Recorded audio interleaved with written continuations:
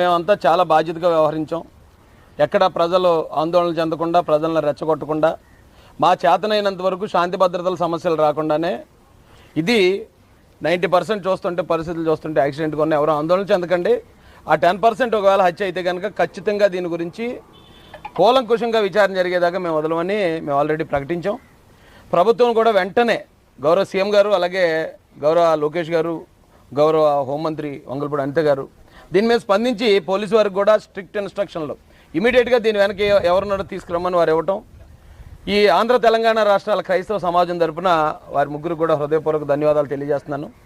అయితే మేము మొన్నటి నుంచి గమనించింది, నేను ఈరోజు దాకా ఎందుకు మాట్లాడలేదంటే, ఆయన అంత్యక్రియలు శాంతియుతంగా జరగాలి, నేను కూడా దీని గురించి ఇదేమైనా హత్య లేకపోతే ఎవరైనా చంపారనే అనుమానాలు వ్యక్తం చేయడం ద్వారా ఇది శాంతి భద్రతల సమస్య వస్తుందనే ఉద్దేశంతోనే మేము చాలా హుందాగా వ్యవహరించామండి ఈరోజు దాకా. అయితే చాలా ల్యాబ్స్ నేను గమనించాను. ఇక్కడ ఈ ఇన్సిడెంట్ జరిగిన దగ్గర నుంచి ఈరోజు వరకు కూడా స్థానిక పోలీసు వారి నిర్లక్ష్యం కొట్టొచ్చినట్టు కనిపిస్తుంది.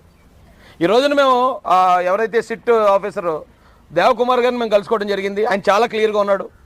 అన్నీ కూడా పకడ్బందీగా ఆయన ఏమేమి చేశారు, ఎక్కడెక్కడ టోల్ గేట్లు చూశారు, దాని వెనకాతల ఎంతమంది పనిచేస్తున్నారు, 40 మంది టీం పనిచేస్తున్నారని చాలా క్లారిటీతో వారు చెప్పడం జరిగింది. వారు చెప్పిన దాని మీద మేము పూర్తిగా సంతృప్తి వ్యక్తం చేస్తున్నాం. కానీ ఈ 2 రోజుల పాటు అక్కడ లోకల్ పోలీసు వారు చేసింది మాత్రం చాలా తీవ్ర నిరుత్సాహానికి గురి చేసిందండి మాకు. ఎందుకంటే అది ఇన్సిడెంట్ జరిగిందని తెలిసింది, ఓ డెడ్ బాడీ ఉందని కనుక్కున్నారు. అక్కడికి వెళ్ళేటప్పటికి పోనీ ఓకే ఆయన ఎవరో తెలియదు కాబట్టి అది యాక్సిడెంట్ అనుకుని బాడీని అక్కడి నుంచి తరలించారు పోలీసు వారు అని మేమే అనుకున్నాం. పోలీసు వారి యాంగిల్లో కూడా మేము ఆలోచించేస్తున్నాం. మిమ్మల్ని మేము ఇప్పటిదాకా విమర్శించలేదు. కానీ ఆయన వన్స్ మీరు పోస్ట్ మార్టంలో పెట్టిన తర్వాత జనం 100 మంది 1000 మంది తరలి వస్తున్నప్పుడు, అందరూ అనుమానం వ్యక్తం చేస్తున్నప్పుడు ఎందుకు ఆ క్రైమ్ సీన్ని మీరు ప్రొటెక్ట్ చేయలేదు? ఎందుకు ఆ క్రైమ్ సీన్ దగ్గర ఒకవేళ ఇదేమన్నా హత్య అయి ఉండొచ్చేమో అనే అనుమానం అక్కడ స్థానిక పోలీసుకి ఎందుకు కలగలేదు? కలకపోతే పోయింది. నేను మధ్యాహ్నం వెళ్ళాను అక్కడికి. సాయంత్రం 6-7 గంటల దాకా లోకల్ సీఏ గారు రాలేదు. లోకల్ సీఏ గారికి నేను ఫోన్ చేస్తే ఏమంటే ఇది యాక్సిడెంట్లో కనిపిస్తుందండి అన్నారు. ఓకే పోనీ ఏంటంటే ఆధారాలు ఇవ్వండి అంటే మేము కుటుంబ సభ్యులకు చూపిస్తామని చాలా నిర్లక్ష్యంగా సమాధానం చెప్పారు. ఆ సీఏ గారు ఎవరైతే ఉన్నారో, ఏదో గౌరయ్య గారు, ఏదో ఆయన పేరు గౌడ్ గారు. ఏమంటే ఇది 2 రాష్ట్రాల క్రైస్తవుల సమస్య. లక్షలాది మంది దీని మీద ఇంత ఆందోళన చెందుతూ ఉంటే మేము ఓన్లీ ఫ్యామిలీకి మాత్రం చెప్తామని రూల్స్ మాట్లాడారంటే అది పక్కా నిర్లక్ష్యం. ఈ కేసు యొక్క తీవ్రత కానీ, ఈ కేసు యొక్క సున్నితత్వం కానీ ఏమాత్రం తెలియని పోలీసులు ఆ రోజున అక్కడ డ్యూటీ చేశారు. సాయంత్రంకి వచ్చేటప్పటికి ఇది ఇగో 2 ఫుటేజ్ చూపించారు మాకు. ఓకే అది ఆయన కొవ్వూరు టోల్ గేట్ దాటాడు అన్నారు. చూశాను, కరెక్టే. కొవ్వూరు టోల్ గేట్కి ఇన్సిడెంట్ జరిగిన ప్లేస్కి 10 కిలోమీటర్లు ఉంది ఎగ్జాక్ట్.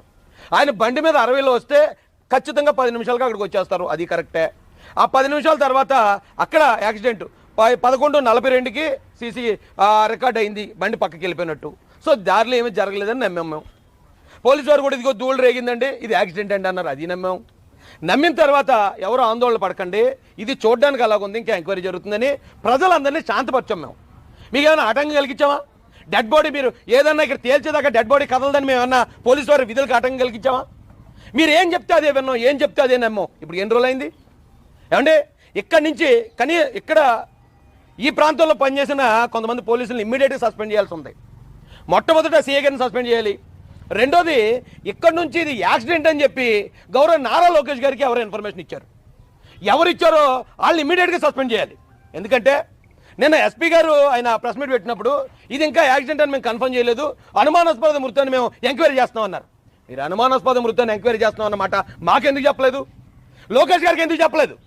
లోకేష్ గారికి చెప్పకపోవడం వల్ల ఆయన ప్రాథమిక విచారణ అనంతరం పోలీసు వారు చెప్పిన దాని ప్రకారం రోడ్డు ప్రమాదం అని ట్వీట్ చేశాడు. ట్వీట్ చేస్తే ఇప్పుడు ప్రతి అడ్డమైనోడు వచ్చి లోకేష్ గారు ఎలా చెప్పేస్తారు, అది రోడ్డు ప్రమాదం అని ఎలా చెప్పేస్తారని చెప్పి ఆయన్ని విమర్శిస్తున్నారు. డబుల్ గేమ్ ఆడుతున్నారా? అక్కడ ఒక మాట చెప్పి ఇక్కడ ఒక మాట చెప్పడానికి లేదా గవర్నమెంట్ని ఉద్దేశపూర్వకంగా మీరు బ్యాట్ చేద్దామని ట్రై చేస్తున్నారా?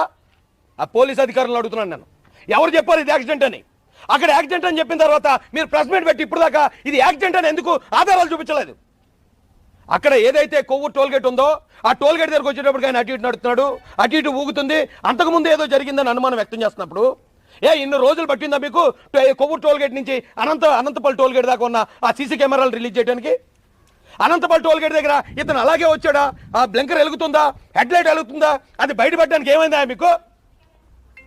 మీరు చెప్పిన మాట మేమేమో యాక్సిడెంట్ అయి ఉంటుందనేమో మేము మాట్లాడితే ఈ రోజున మమ్మల్ని ఏదో చేస్తారా మీరు? గన్నవరం దగ్గరే బ్లంకర్ వేసుకుని వస్తున్నారు అన్నట్టు అధికారులు చెప్తున్నారు. ఆ ఫుటేజ్ ఎందుకు రిలీజ్ చేయరు? ఇది యాక్సిడెంట్ అయితే ఎప్పుడైతే బండి పక్కకి వెళ్ళిపోయిందో ఆ తర్వాత ఉన్న ఫుటేజ్ ఎందుకు రిలీజ్ చేయలేదు? మీరు యాక్సిడెంట్ అయితే క్లియర్గా రిలీజ్ చేయండి. లేదు ఇది హత్య అని మీకు అనుమానం ఉందా, హత్యని ప్రకటించి అంత సీక్రెట్గా చేయండి. మీరు హత్య అని చెప్తే మేము అవన్నీ రిలీజ్ చేయమని అడగం, ఎందుకంటే మీకు కొన్ని